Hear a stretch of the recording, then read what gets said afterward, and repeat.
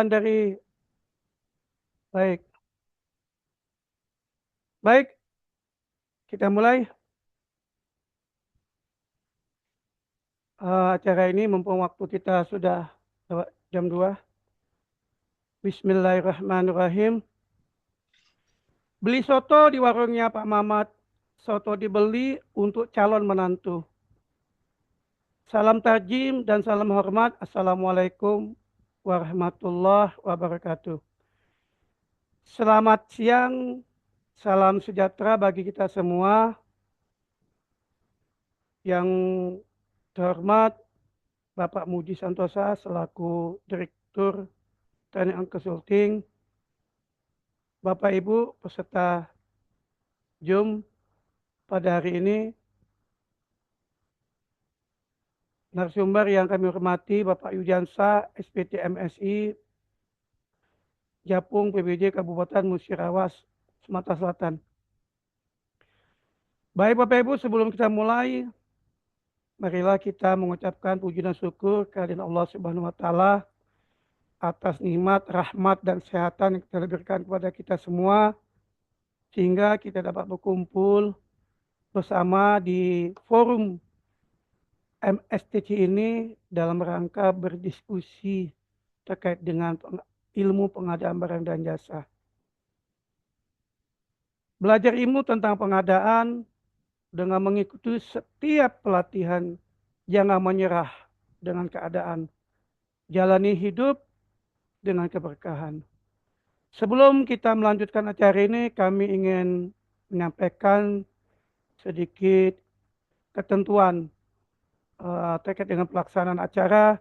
Yang pertama adalah peserta mengikuti kegiatan sesuai dengan pelaksanaan. Kemudian narasumber menyampaikan materinya kurang lebih 45 menit. Kemudian dilanjutkan diskusi serta tanya jawab yang dipandu oleh moderator. Peserta yang mengajukan pertanyaan kami persilakan untuk mengetik di kolom chat yang telah tersedia atau mengklik tombol raise hand untuk bertanya langsung kepada narasumber.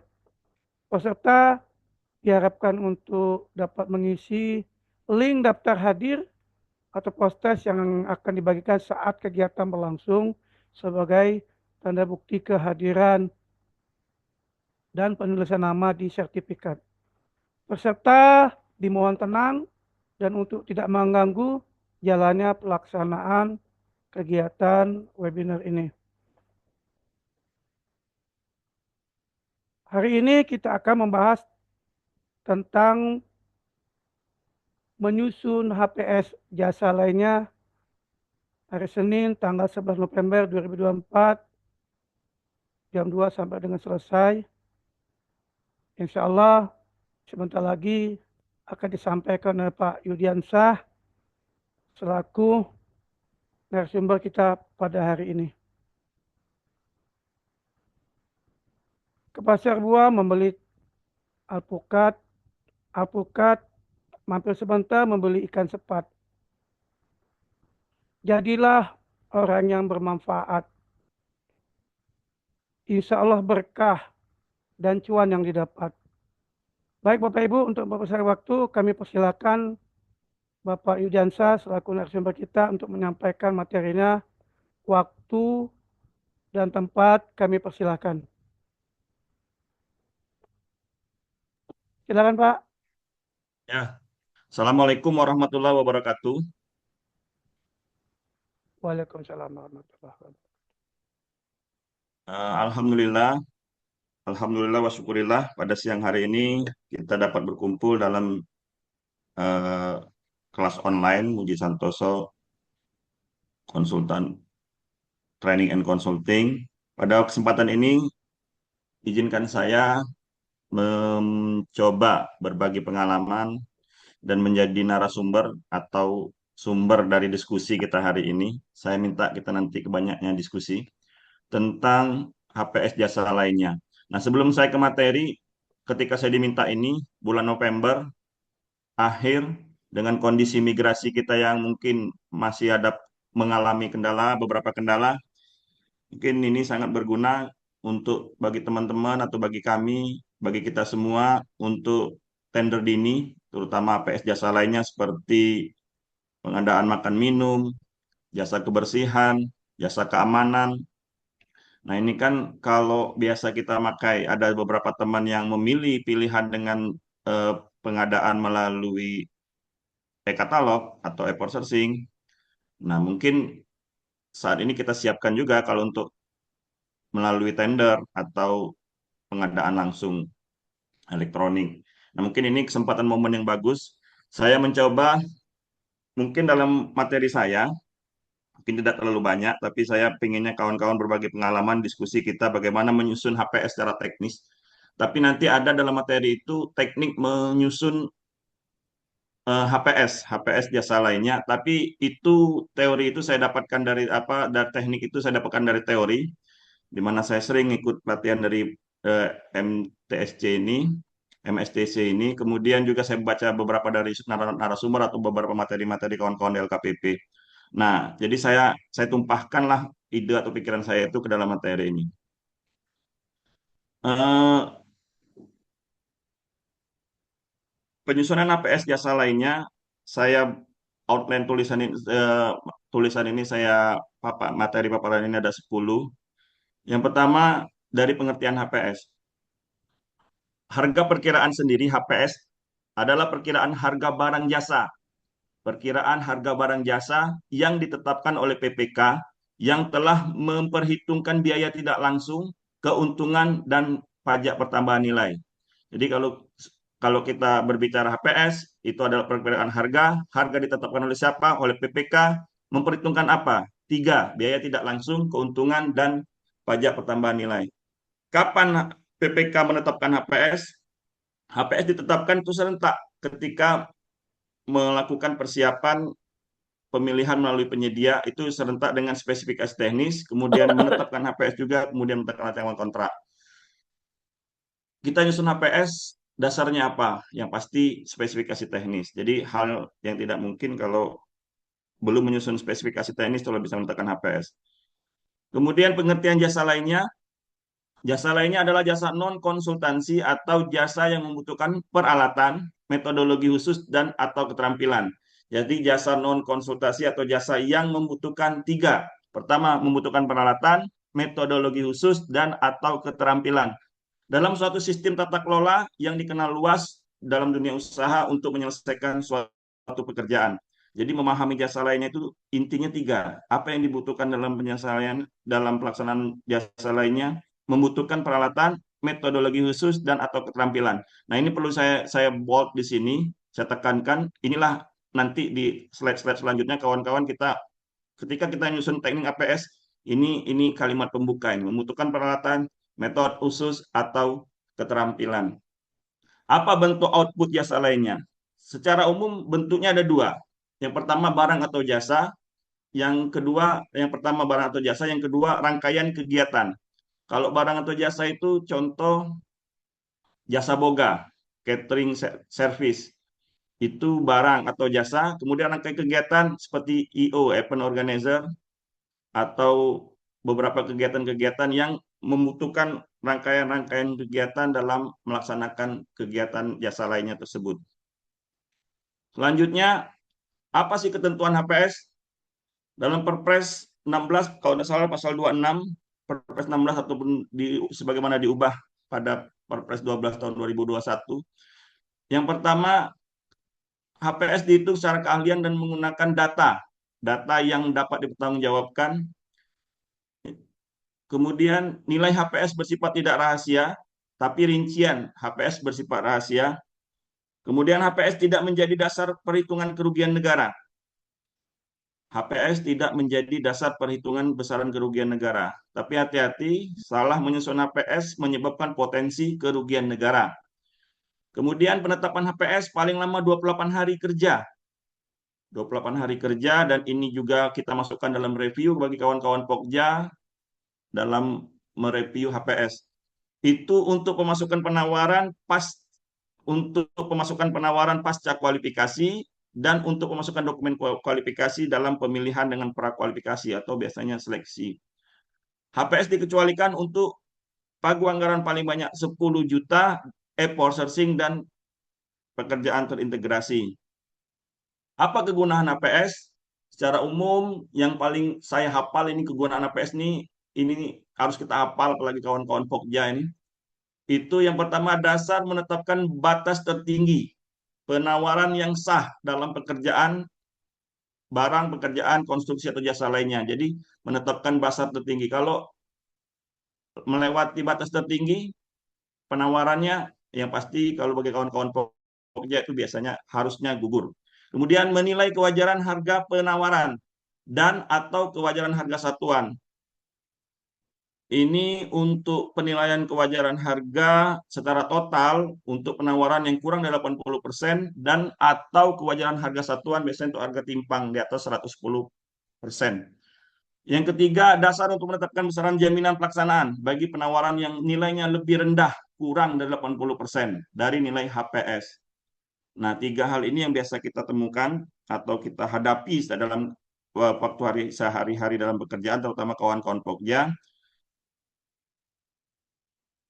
Selanjutnya, dasar penyusunan HPS oleh PPK berdasarkan Peraturan LKPP nomor 12 tahun 2021 lampiran pertama.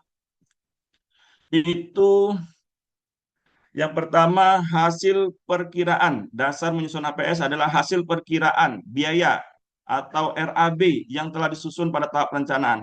Ini bisa menjadi dasar dalam menyusun RAB dalam tahap perencanaan pengadaan. Kemudian yang kedua, pagu anggaran yang dicantumkan dalam DIPA, DPA, RKAKL atau RKA perangkat daerah. Apalagi karakteristik untuk DPA atau RKAKL itu biasanya sering sekali mencantumkan secara lengkap. Malah seolah-olah itu sudah menjadi RAP, apalagi sekarang dengan eh, mekanisme sistem informasi pembangunan daerah SPID ini.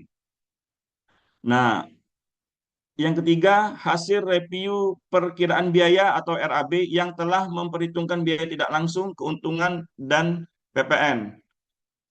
Yang keempat, APS dihitung secara keahlian menggunakan data atau informasi yang dapat dipertanggungjawabkan. Nah, yang keempat ini adalah kunci yang penting dalam menyusun, terutama APS jasa lainnya yang memiliki karakteristik berbeda dengan barang dan konstruksi. Ini perlu menjadi pedoman kita bahwa APS dihitung secara keahlian. Keahlian yang bagaimana? Dan menggunakan data informasi yang dapat dipanggil. Data informasi seperti apa? Nah, ini nanti kita di slide berikutnya akan kita bahas. Yang kelima, PPK dapat meminta masukan dari tim ahli atau tenaga ahli dalam menyusun HPS. Selanjutnya, data informasi yang dapat digunakan dalam menyusun HPS. Yang pertama, harga pasar setempat, yaitu harga barang yang atau jasa di lokasi barang jasa diproduksi, diserahkan dan dilaksanakan menjelang dilaksanakannya pemilihan penyedia. Nah, ini yang pada umumnya yang sering kita temukan, sering mengatakan ini harga pasar.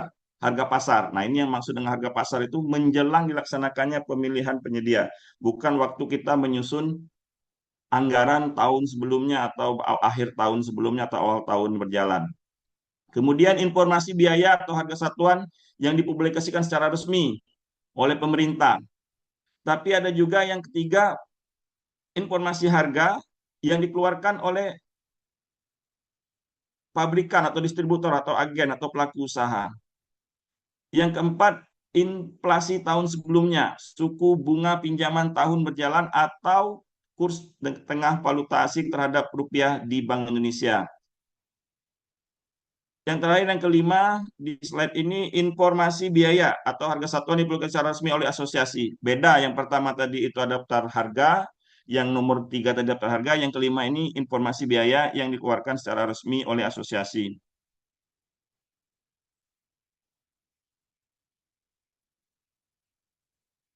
Selanjutnya yang keenam, hasil perbandingan biaya atau harga satuan jasa satuan barang atau jasa sejenis dengan kontrak yang pernah atau sedang dilakukan. Yang ketujuh, informasi harga yang diperoleh dari toko daring. Yang kedelapan, informasi biaya satuan di luar negeri untuk tender seleksi antar nasional dan atau informasi yang dapat dipertanggungjawabkan. Nah, apa yang perlu diperhatikan dalam menyusun HPS? HPS tidak boleh memperhitungkan biaya tak terduga, biaya lain-lain, dan biaya PPH atau pajak penghasilan. Nilai HPS bersifat terbuka dan tidak rahasia, serta paling tinggi sama dengan nilai pagu anggaran. Artinya HPS itu bisa kita pergunakan apabila tidak lebih tinggi dari pagu anggaran. Kalau lebih tinggi, berarti kita cek apakah bisa melalui review HPS lagi atau menambah anggaran atau sesuai dengan identifikasi kebutuhan yang bagaimana yang baiknya. Selanjutnya, beberapa teknik pengumpulan data informasi pasar. Yang pertama, sumber informasi. Satu, daring, itu melalui internet. Sering kita berselancar di Google, kita melalui jaringan. Kemudian yang kedua, luring, survei langsung ke penyedia. Yang ketiga, RFI atau Request for Information, itu permintaan informasi langsung ke prinsipal, agen, distributor, reseller, atau lainnya. Kemudian yang kedua menggunakan rumus konseptual cost estimate untuk kontrak pembanding. Ini biasanya digunakan tahap anggaran. Kemudian yang ketiga menggunakan 3 sumber pembanding dengan membagi jumlah nilai sampel dengan jumlah sampel. Ini saya ambil beberapa ya, sebenarnya dalam material KPP banyak, tapi yang sering saya gunakan atau kita gunakan ketiga hal ini. Pertanyaannya, apa perlunya membuat APS? Membuat APS itu untuk menghindari kerugian negara dan mengurangi pengaturan tender. Nah, menghindari kerugian negara ini potensi. Kalau kita terlalu tinggi menyusun APS, kemungkinan adanya kerugian negara. Kemudian mengurangi pengaturan tender, maksud di sini untuk apabila APS yang ditetapkan terlalu rendah, kemungkinan mengalami kegagalan karena penawaran penyedia di atas HPS sehingga tidak ada yang dapat ditetapkan sebagai pemenang. Selanjutnya, pihak-pihak yang terkait dalam penyusunan penggunaan HPS.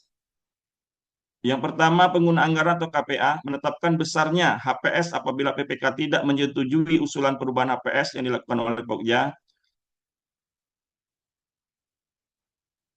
Selanjutnya untuk PPK menetapkan besarannya HPS sebagai bagian dari rencana pelaksanaan kerja, menyetujui atau tidak menyetujui usulan perubahan HPS yang diajukan oleh Pokja berdasarkan hasil review HPS.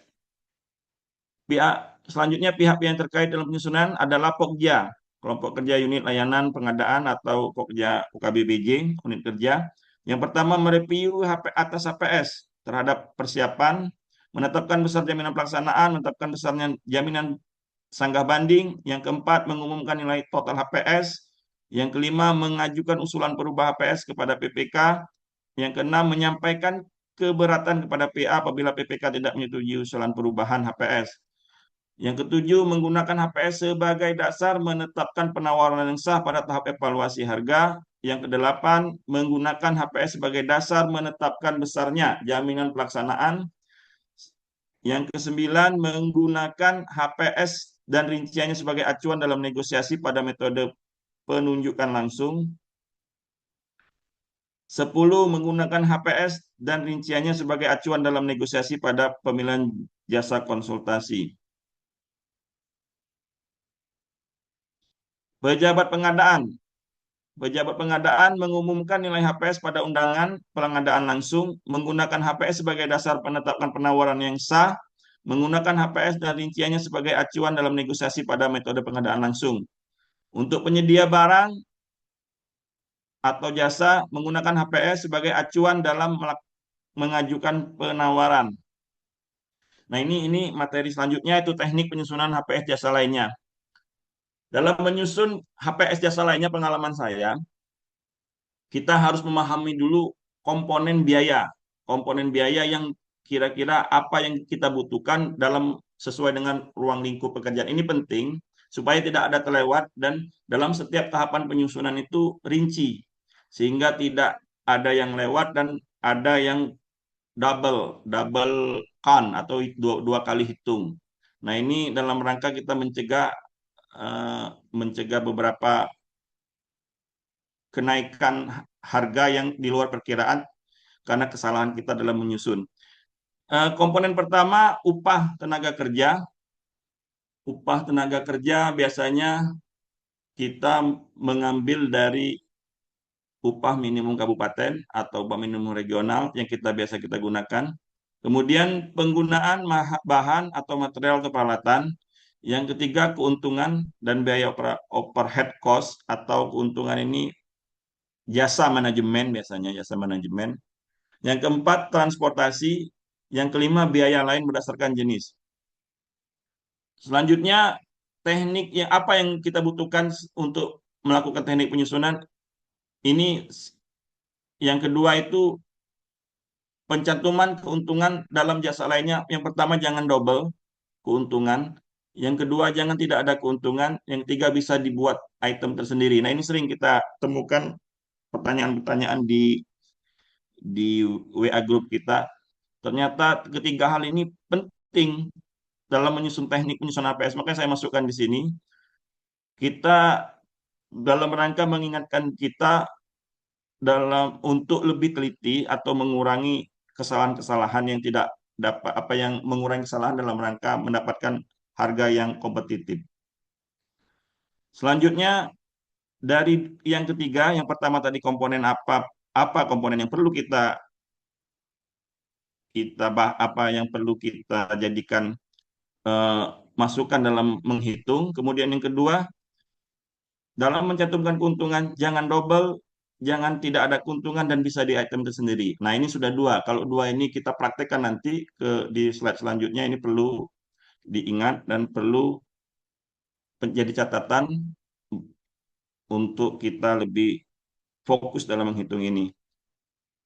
Kemudian yang ketiga, apa sih dasarnya? Pertanyaannya, apa sih dasar dalam penyusunan HPS? Ini yang pokok ini dari semua materi ini. Kalau kita berbicara teknis mau praktek, ketiga hal ini harus kita jawab dalam menyusun materi HPS itu. Yang pertama, penggunaan suatu mutu. Jadi mutu ini kan tingkat kualitas suatu barang atau jasa yang ingin kita gunakan. Kemudian tingkat pelayanan ini klaster-klaster terhadap pelayanan. Misal kalau di dalam event organizer atau ini itu asuransi. Tingkat pelayanan contoh asuransi yang kita perlukan dalam mengasuransikan oleh event organizer apakah tingkat silver, gold atau platinum dan itu sangat berpengaruh terhadap nilai atau biaya. Kemudian jumlah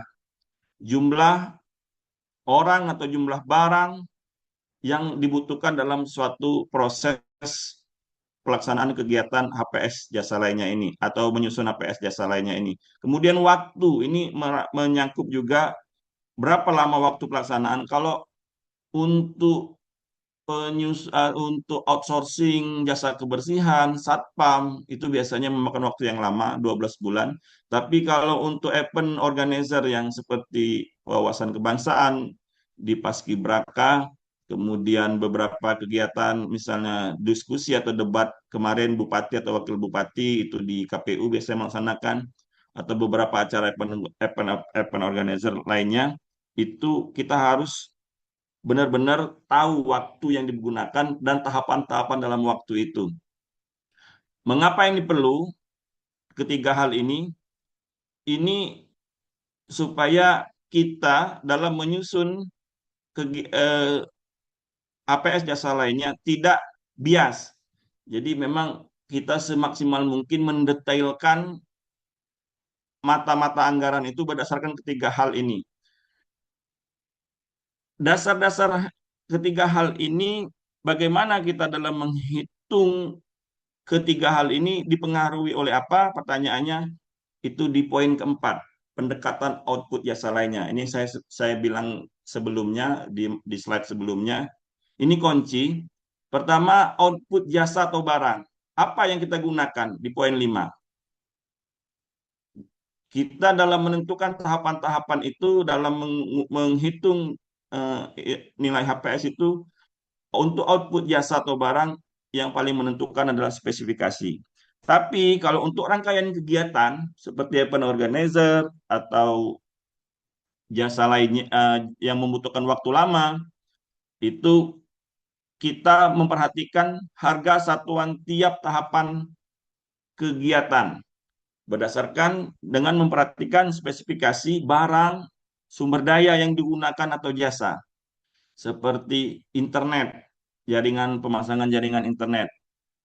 Itu tingkat pelayanan, tingkat mutu, jumlah atau waktu pelaksanaan, berapa yang terpakai, tingkat layanannya, apa yang diberikan terhadap pelayanan internet, apa hanya eh, sifatnya memberikan eh, bandwidth aja atau ada tambahan-tambahan layanan terhadap server mungkin kan, atau hal-hal yang mendukung pelayanan internet service itu.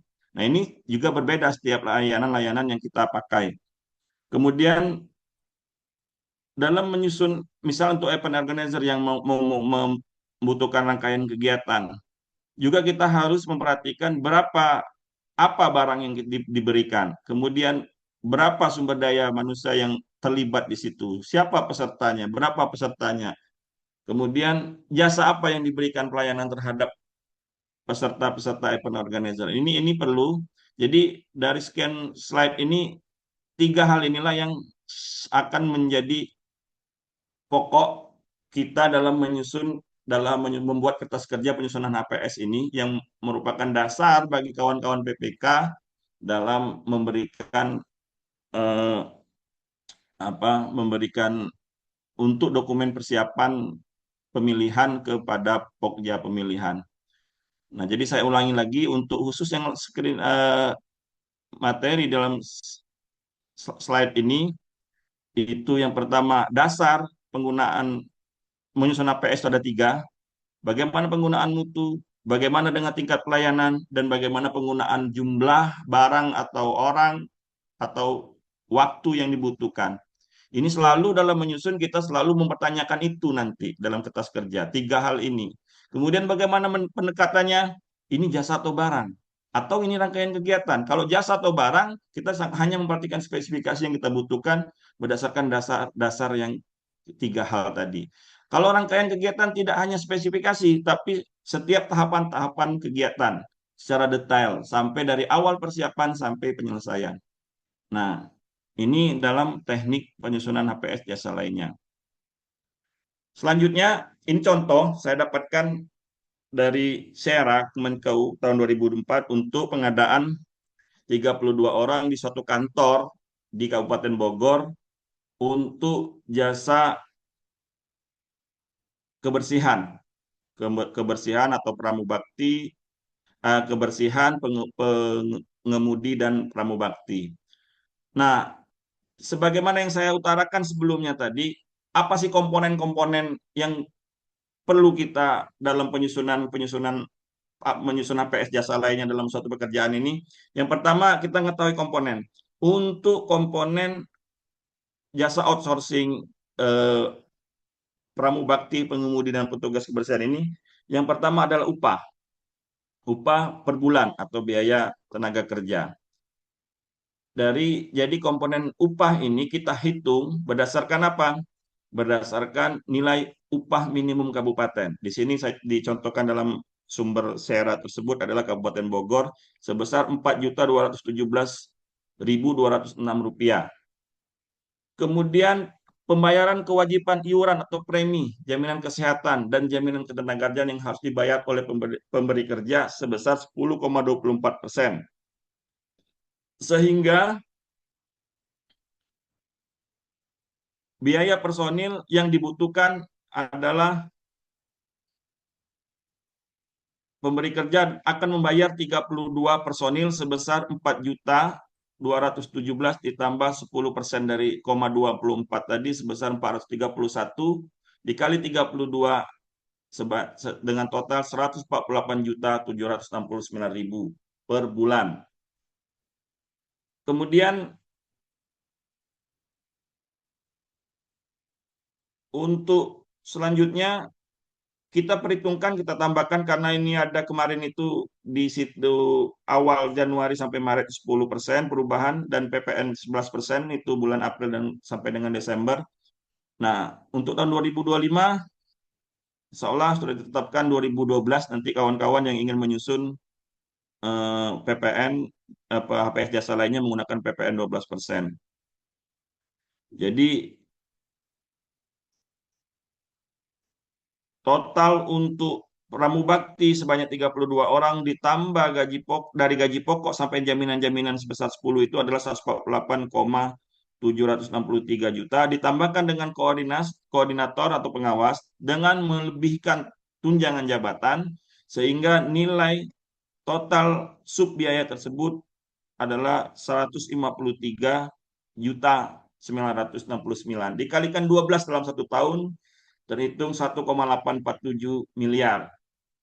Dikenakan dasar PPN 10% karena awal tahun dan PPN 11% saya utarakan tadi 152 juta. Total untuk komponen 1 adalah 2 miliar 46 juta 258 ribu. Selanjutnya untuk komponen 2 sesuai dengan ketetapan untuk THR, biaya upah juga tapi bentuknya ini tambahan karena ini memakan waktu. Makanya tadi kan kalau dalam dasar proses kita menyusun itu adalah waktu.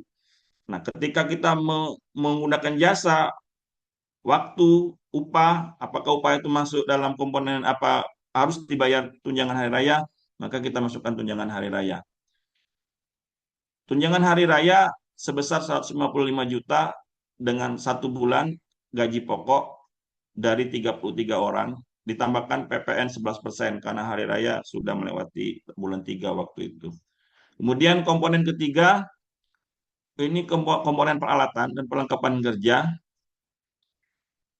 itu termasuk pakaian kerja, perlengkapan kerja, kemudian barang habis pakai, kemudian pembuatan laporan, itu total dengan PPN 10% adalah 69.490.000, sekian, sekian, sekian.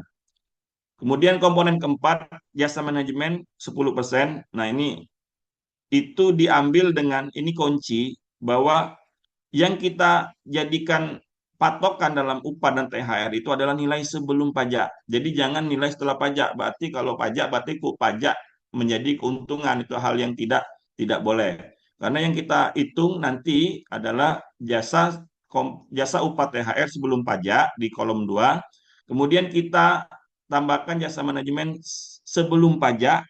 Artinya kita kasih dalam hal ini 10% sebelum pajak dulu.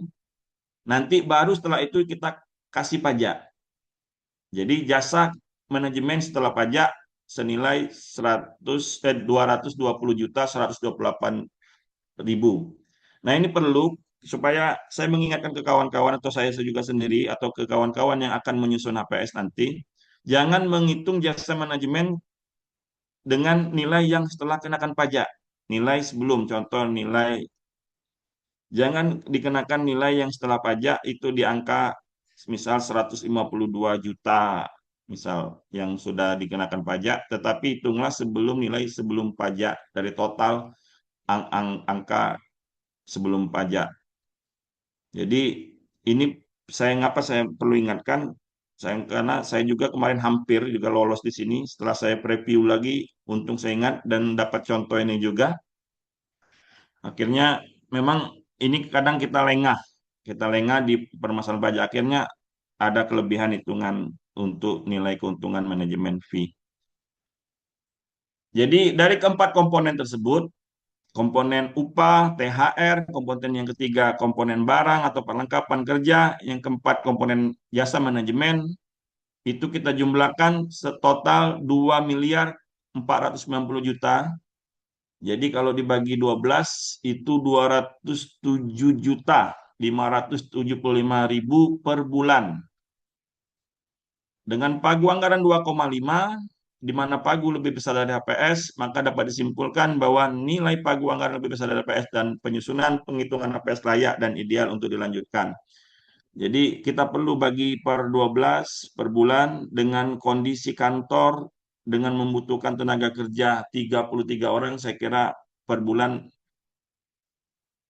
bisa diterima dan angkanya cukup masuk dengan kondisi kantor-kantor yang kalau 33 orang itu saya kira kantornya cukup besar ukurannya. Mungkin seukuran kantor pemerintah daerah lah. Kalau untuk Pemda itu mungkin kantor bupati atau wali kota atau gubernur lah. Kantor-kantor pemerintah. Kalau untuk kantor dinas mungkin lebih kecil biasanya. Kemudian contoh dari beberapa hal yang saya sampaikan sebelumnya. Komponen harga yang dikompetisikan, komponen harga ketiga yaitu komponen biaya pakaian kerja, perlengkapan, barang habis pakai, dan laporan. Kemudian komponen biaya keempat, jasa manajemen. Pada saat penjelasan pekerjaan, hal ini dijelaskan lebih lanjut oleh Pokja pemilihan kepada calon penyedia. Komponen harga yang dikompetisikan oleh Pokja pemilihan akan dijadikan dasar dalam melakukan evaluasi harga atau evaluasi kewajaran harga. Jadi komponen yang dikompetisikan saja yang akan menjadi dasar dalam melakukan evaluasi harga dan evaluasi kewajaran harga. Di akhir tender akan didapatkan pemenang dengan harga yang terbaik yang responsif terhadap persyaratan administrasi dan teknis. Mungkin itu kertas kerja untuk menyusun HPS outsourcing. Nanti kita diskusikan lagi beberapa hal. Boleh kawan-kawan mendiskusikan apa yang saya sampaikan ini karena saya juga ngambil contoh dari sumber dari internet juga. Atau boleh nanti kawan-kawan menyampaikan, teman-teman menyampaikan juga pengalaman-pengalaman dalam menyusun HPS untuk outsourcing seperti jasa kebersihan, pramubakti atau sopir atau jasa keamanan. Selanjutnya, saya mencontohkan yang kedua untuk APS kunjungan wisata wawasan kebangsaan. Jadi sama seperti yang pertama, itu komponen yang pertama adalah komponen transportasi. Untuk Lubuk Linggau, saya contohkan yang di Bandung Lubuk Linggau, teman-teman Paskib Musirawas dengan menghitung biaya dari Lubuk Linggau ke Bandung sebesar 168 juta untuk 4 unit selama 5 hari. Jadi mobil itu dari Lubuk Linggau keliling kota Bandung dan kembali lagi itu sebesar 168 juta. Itu dihitung berapa pajak, berapa sebelum pajak dengan total setelah pajak adalah 186 juta 480 ribu. Kemudian komponen kedua, komponen akomodasi. Apa yang terlibat di komponen ini? Apa hal-hal yang ada dalam komponen ini? Yang pertama hotel, kemudian tiket masuk objek wisata, dan asuransi perjalanan. Nah, asuransi perjalanan saya contohkan tadi itu termasuk apa layanan, kelas layanan yang didapat. Kita pakai jenis standar, bukan jenis platinum. Mungkin kalau standar per preminya itu 40 ribu, mungkin kalau premium mungkin 100 dengan nilai tanggungan yang lebih tinggi. Total dari komponen kedua adalah 148 juta 51 ribu untuk komponen kedua setelah pajak. Kemudian komponen ketiga, komponen biaya habis pakai, laporan dan dokumentasi, itu ada dokumentasi, foto, video, cetak laporan, kemudian konsumsi untuk rumah makan atau prasmanan selama dalam perjalanan maupun dalam perjalanan studi wisata. Kemudian baju kaos, ini kita juga berikan kepada peserta untuk seragam. Dengan nilai setelah pajak adalah 116 juta 372 ribu. Yang keempat atau yang D, komponen uang saku. Komponen uang saku ini karena 140 itu uang saku peserta 2001, maksudnya ini 2001 ya. Kemudian uang dan peserta 2022 sebanyak 140 orang itu adalah 330 ribu. Nah ini kami ambil dari standar biaya masukan untuk non PNS, non ASN yang nilainya ke Bandung itu 430 dikurangi 100 ribu. Itu dalam ketentuan peraturan Bupati standar biaya masukan. Kemudian untuk standar biaya pelatih, di situ banyak beberapa pelatih dari ke TNI atau kepolisian, itu kami ambilkan yang untuk ke Bandung nilai uang hariannya 430 itu yang untuk golongan D kalau tidak salah.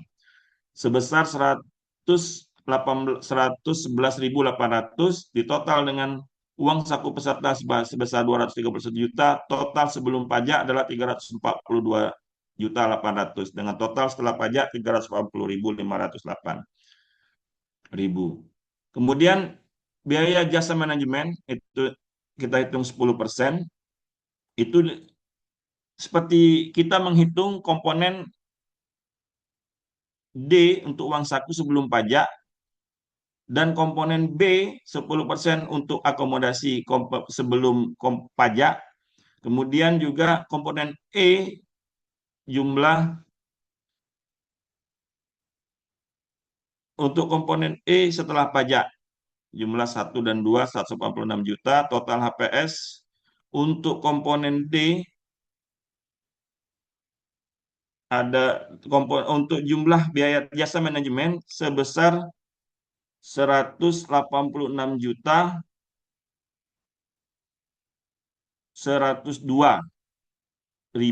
itu adalah nilai setelah pajak. Tapi nilai setelah pajak ini kita menjumlahkan nilai sebelum pajak dulu, baru setelah itu ditambahkan dalam setiap komponen itu adalah komponen pajak setelah ditambahkan 10% perhitungan.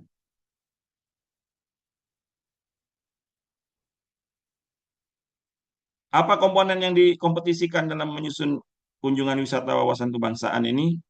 Itu komponen transport, komponen biaya habis pakai, dan jasa manajemen. Mungkin itu yang saya dapat contohkan dua untuk pendekatan rangkaian kegiatan. Tapi kalau untuk pendekatan barang, contoh seperti catering, misalnya catering rapat di DPRD, di paripurna di DPRD, atau catering-catering itu biasanya kita itu hanya berdasarkan spesifikasi terhadap barang dan kita cari harga terbaik dari tiga atau berapa harga sampel yang kita ambil, kita bagi jumlah tersebut, dapatlah nilai HPS.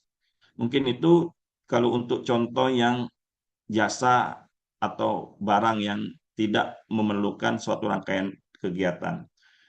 Sebagai penutup materi ini, untuk selanjutnya kita diskusikan saja, itu HPS tidak menjadi dasar perhitungan kerugian negara, tetapi kesalahan dalam perhitungan HPS berpotensi menyebabkan kerugian negara. Kemudian yang kedua, ini sering kita temukan dalam materi Pak Muji, jangan double keuntungan, jangan tidak ada keuntungan, bisa dibuat item tersendiri. Nah, ini membuat ketika saya mendampingi kawan-kawan di OPD, ini membuat saya pede nih, kalimat jangan double keuntungan, selalu terngiang ini. Jangan tidak ada keuntungan, juga salah.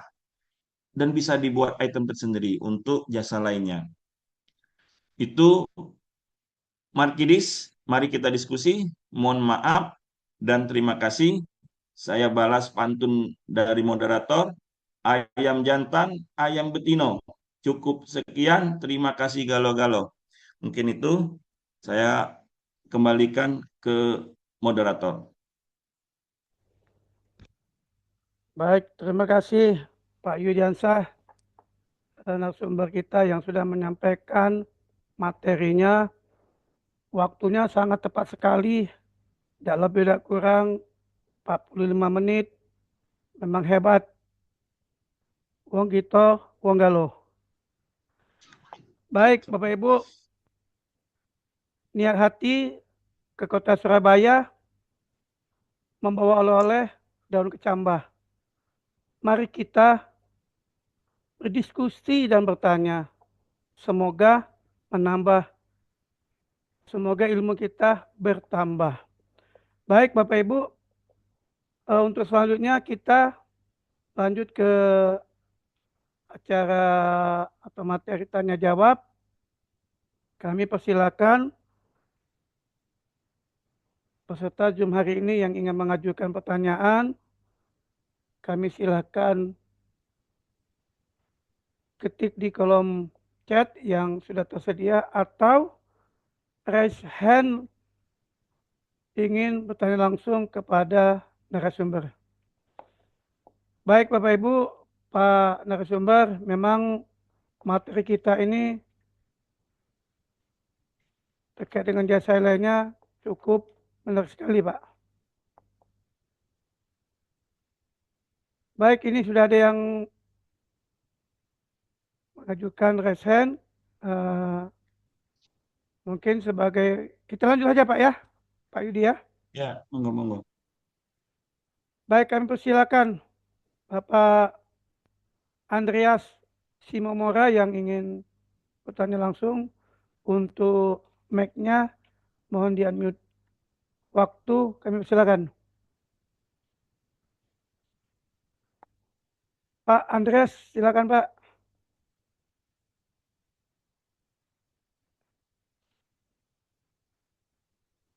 Ya, terima kasih kesempatan Pak Nasir, Pak Diansah. izin kami mau bertanya Pak Yudi. Enggak, silakan Pak. Pertama, apakah 5 poin yang terdapat pada slide dasar penyusunan HPS oleh PPK harus terpenuhi semua atau bisa salah satu saja? Kemudian, apakah ini maksud dari HPS dihitung secara kalian? Keahlian apakah yang dimaksud dalam frasa ini? Kemudian, sertifikat apakah yang harus dimiliki seorang ahli yang dapat atau kompeten untuk menghitung HPS? Kemudian pada poin slide yang data informasi dapat digunakan, itu apakah poin-poin tersebut harus digunakan semua juga atau juga boleh salah satu saja? Kasih itu ada tertulis hasil perbandingan biaya atau harga, informasi biaya atau harga. Kemudian mohon dijelaskan Pak, tuh rumus konseptual cost estimating. Tadi menarik itu Pak, cuma mungkin sekilas bisa dapat dijelaskan lebih lanjut rumus konseptual cost estimating yang Bapak sudah sampaikan dalam slide. Terus ada juga tadi kita sempat baca Pak bahwa Pokja dapat menyampaikan keberatan kepada PA apabila PPK tidak menyetujui usulan perubahan. Dasar apa Pak? Pokja bisa menolak HPS yang disajikan oleh PPK. Terus terakhir dicontoh, kalau dari contoh yang Bapak berikan, maka pertanyaan kami, kontrak apakah yang dapat digunakan pada jasa lainnya berdasarkan pendekatan kegiatan? Apakah dapat menggunakan lump sum? Terus bagaimana penerapannya terhadap komponen harga yang tidak dapat dikompetisikan bila menggunakan kontrak lump sum? Sekian Pak, terima kasih. Baik, terima kasih Pak Andreas yang sudah mengajukan atau berdiskusi sebagai pembuka sore ini ya Pak ya. Jadi memang tadi Pak Yudi Ya, banyak pertanyaan ini yang disampaikan Pak Andreas Simamora ini terkait dengan materi kita ini, salah satunya adalah tadi dasar yang lima item tadi apakah bisa harus dipenuhi semua, kemudian kontrak yang cocok untuk penyusunan PS untuk kegiatan-kegiatan seperti yang disampaikan tadi apakah memang lumsum atau lainnya. Mungkin untuk mempersingkat waktu kami silakan Pak Yudi langsung menanggapinya. Kami silakan Pak. ya. Terima kasih Pak atas pertanyaannya. Saya coba menjawab. Nanti kalau ada yang terlewat, nanti silakan ditanggapi balik karena cukup cepat tadi dan saya juga keterbatasan kertas di sini. Eh, yang pertama, 5 poin terhadap komponen ya. Mungkin itu yang dimaksudkan. Jadi dalam menyusun ruang lingkup pekerjaan itu apakah limanya dipakai semua atau tidak? Nah, ini kaitannya dengan pendekatan keahlian. Jadi kita bisa lima-limanya dipakai atau lebih dari lima karena di poin kelima itu biaya lain berdasarkan jenis jasa lainnya. Jadi contoh upah tenaga kerja. Kita kan kalau membaca kasat mata upah tenaga kerja kita kan taunya upah. Tapi ternyata ada biaya lain di dalam upah itu namanya eh, THR. Dan ini ada ketentuan-ketentuan yang harus kita patuhi dari Kementerian Tenaga Kerja tentang pemberian THR. Kemudian pemberian dalam upah ada yang namanya eh, asuransi, biaya-biaya asuransi lainnya. Itu yang kita sampai 10,24 tadi, 10, berapa saya lupa angkanya di 10,24 itu harus kita pakai, harus kita jadikan angka dalam perhitungan upah tenaga kerja. Nah ini, jadi kaitan ini saya jawab ya yang 5 poin. Apakah diperlukan? Bisa kelima-limanya, bisa lebih dari 5 dari pengembangan terhadap 5 itu, atau tidak dipakai semua. Ini kaitan dengan pendekatan keahlian dan data-data informasi yang dapat ditanyakan. Yang maksud dengan keahlian bukan keahlian yang harus bersertifikat dalam hal ini.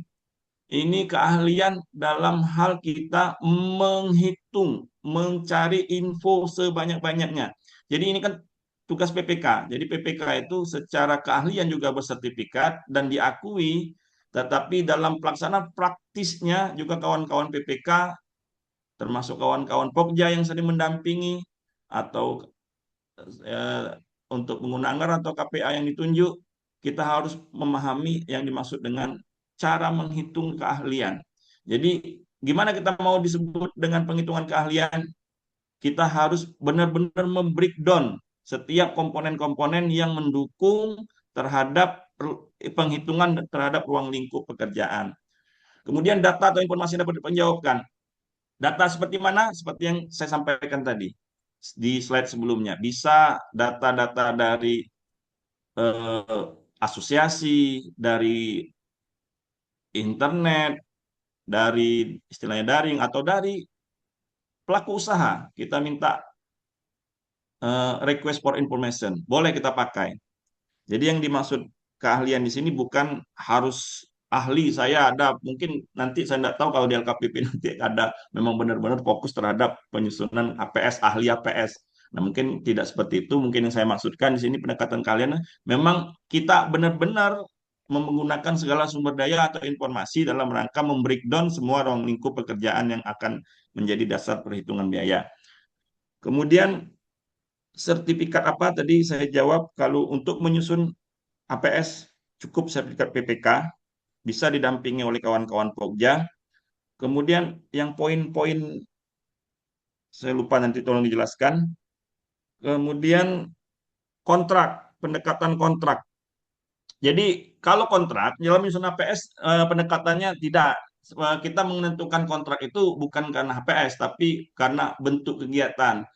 Kalau kapan harga satuan kita pakai, kontrak harga satuan biasanya untuk hal-hal yang belum bisa kita prediksi. Misal pengadaan makan minum di rumah sakit, itu pasti itu. Nggak tahu kita pasiennya berapa, atau di penjara, mau memakai penjara misal di kepolisian. Itu pendekatannya sifat pekerjaannya. Nah, bisa lamsam, bisa. Nah, ini saya pernah baca di beberapa literatur dalam rangka misal untuk eh, pengadaan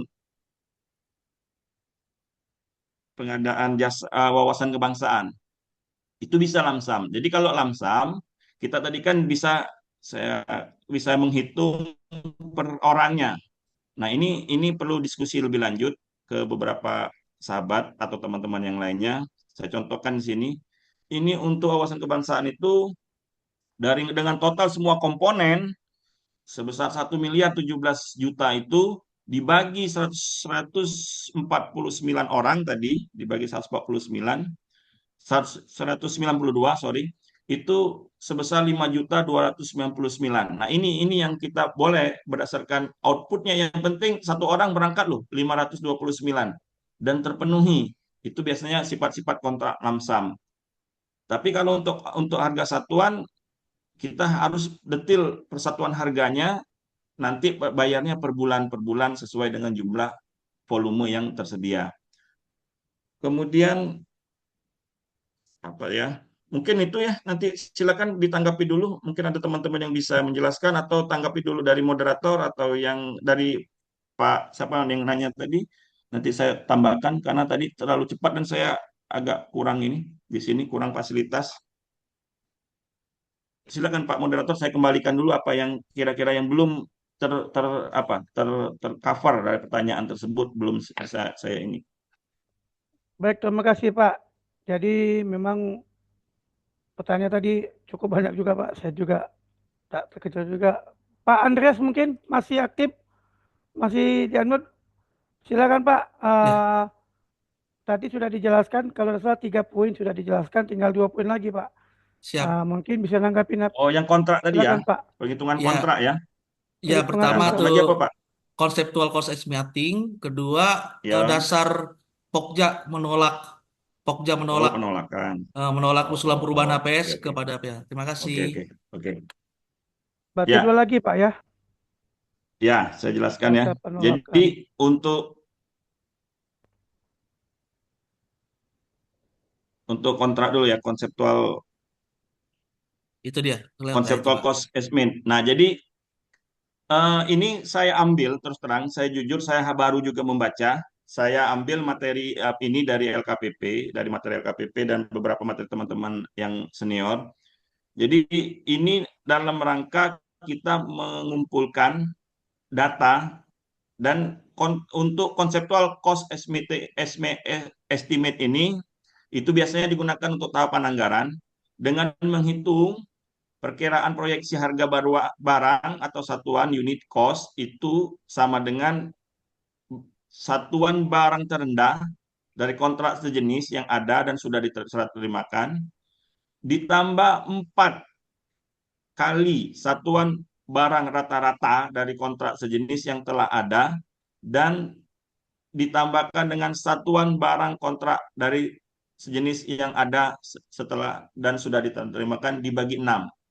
Ini kalau memenuhi, jadi konsep ini sebenarnya bagus. Ini untuk kita dalam rangka menyusun anggaran, dalam penyusunan anggaran, dan dipergunakan juga untuk data atau masukan atau informasi dalam menyusun HPS.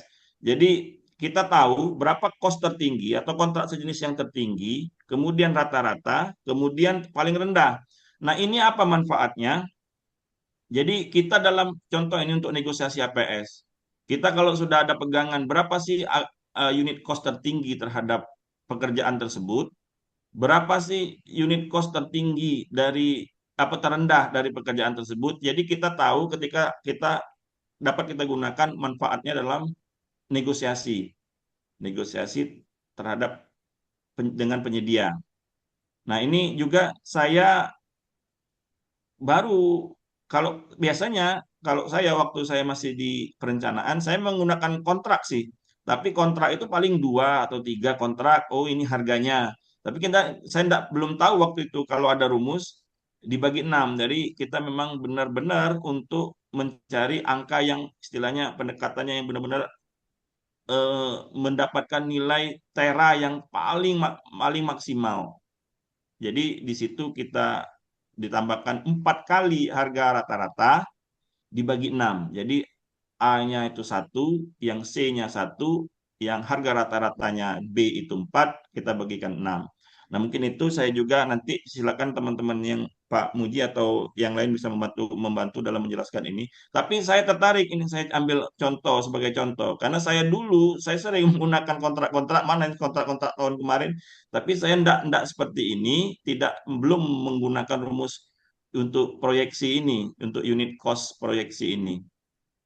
Kemudian dasar hukum untuk penolakan. Jadi mungkin bahasa ini saya ambil dari beberapa materi teman-teman yang ada yang lebih pernah membahas masalah APS ini. Sebenarnya dasar hukumnya bukan menolak, tapi kita dalam APS bisa mengajukan keberatan terhadap penghitungan HPS oleh PPK apabila kita menemukan beberapa jawaban dari pertanyaan-pertanyaan itu tidak memenuhi kriteria-kriteria yang seperti kita jelaskan.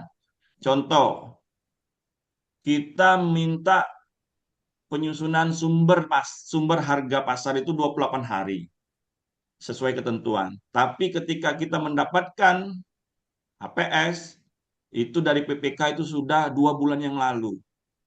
2 bulan itu mungkin itu masih bulan Februari atau bulan Januari, yang mana mungkin harga, kalau kalau saya contohkan konstruksi lah ya.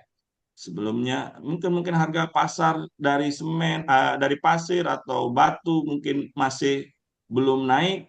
Tapi kalau sudah 2 bulan, bulan 4, bulan 5, mungkin harga pendukung-pendukung untuk harga itu sudah naik. Nah, ini yang kadang-kadang ini sudah tidak cocok lagi. Nah, bisa kita sampaikan ke pengguna anggaran untuk, kalau dalam catatan kita, ya catatan kita dalam rekomendasi tidak dapat dipenuhi, tapi sesungguhnya kita memiliki data-data apabila tender tersebut dilanjutkan atau seleksi tersebut dilanjutkan, ini eh, tidak akan mendapatkan hal yang maksimal. Nah, boleh kita laporkan, kita minta ke PA untuk dicoba untuk ditengahi permasalahan ini atau didiskusikan lebih lanjut dengan PPK. Mungkin itu yang bisa saya jawab. Bapak, Saya memang kembalikan ke moderator. terima kasih Pak. Memang benar apa yang disampaikan Pak Yudi tadi. Kadang-kadang kita selaku pokja Pak Andreas ya, selaku pokja terkadang-kadang menemukan pada saat review kita ada hal-hal yang kurang pas dalam penyusunan RAP itu atau HPS. Nah, salah satu tadi kebanyakan tanggalnya sudah kadaluarsa lebih dari 26 hari, dan di RAP itu juga terkadang selalu misal kami waktu itu menemukan ada kejanggalan dalam draft itu, maka kami protes. Harusnya ini dosa dipakai, Bu. Kenapa ini dipakai? Ini bahaya nih, karena kalau dipakai ini bisa jadi temuan. Nah, pada saat itulah kita bisa, artinya bukan menolak, Pak, ya, sebenarnya tadi bukan menolak. Tolong, Bu, diperbaikin HPS-nya nih. HPS draftnya diperbaiki, ditimbang kembali nih. Ini kurang pas, Pak. Kita diskusi dulu nih. Nah, pada saat kita buat di review itu kan kita buat catatan review bahwa PPK harus memperbaiki draft menyesuaikan dengan ini, kemudian HPS. Tapi sampai dengan tender ternyata belum ada perbaikan biasanya tuh. Pak Andreas ya. Mungkin itu memang Pak, memang kendalanya sampai pada itu. Sehingga ya berjalan seperti itu. Tapi minimal Pak Andreas kita sudah pada seri review kita sudah menanyakan kenapa hal ini harusnya dirubah tetapi tidak dirubah oleh PPK. Itu dasar kita Pak mungkin Pak. Jadi pada saat pemeriksaan kita juga ditanya kenapa nih. Ya kalau kami sebelum dirubah kami tidak mau mentenderkannya Pak. Suruh rubah dulu sampai ada perubahan manualnya maupun di sistem lah. Kami pernah kejebak Pak. Siapa? Kami rubah Pak. Kami rubah. Ternyata dirubah di manual lah Pak. Di sistem tidak berubah. Jadi dokumen yang disampaikan tidak sesuai dengan di sistem. Maka terjadi bingung kami nih. Apa yang mau diikuti? Kalau dalam peraturan LKPP jelas mengikuti yang sudah di-upload di sistem, bukan yang manual. Begitu kayak itu di sistem, kami juga tidak sadar, kurang pengecekan juga antara MDP yang dibuat dengan yang ada di sistem berbeda, Pak. Itu memang kendala situ, memang agak ribet juga sih. Memang benar kata Pak Yudadi, artinya untuk biar tidak terjadi hal-hal di kemudian hari memang lebih waspada lagi adalah pada saya review kita memang benar-benar bukan memohon sih, menetapkan kepada PPK untuk melakukan perubahan. Mungkin ada tambahan lagi Pak Andres ingin menanggapin? Silakan Terima Pak Andres. kasih. Terima kasih sudah Pak, sudah cukup clear. Terima kasih Pak Yudi, terima kasih Pak Nasir. Baik, terima kasih Pak Andres. Mungkin dari Bapak Ibu peserta yang sudah aktif, kami persilakan untuk berdiskusi kita pada forum ini, atau yang bertanya kami silakan mengklik di kolom chat yang sudah tersedia. Baik Pak, memang Pak Yudi ya, memang kadang-kadang banyak sih beberapa kendala, apalagi ini akhir tahun ini kan ini bakal jadi polemik nih Pak Yudi nih. Untuk tahun 2025 pemerintah belum membuat surat edaran atau ketetapan untuk perubahan pajak. Yang dikhawatirkan pada saat kita menyusun HPS atau RAP untuk tahun 2025 itu masih menggunakan pajak 11%. Nah, ini yang dikhawatirkan. Takutnya tahun 2025 diundur, ternyata tidak jadi.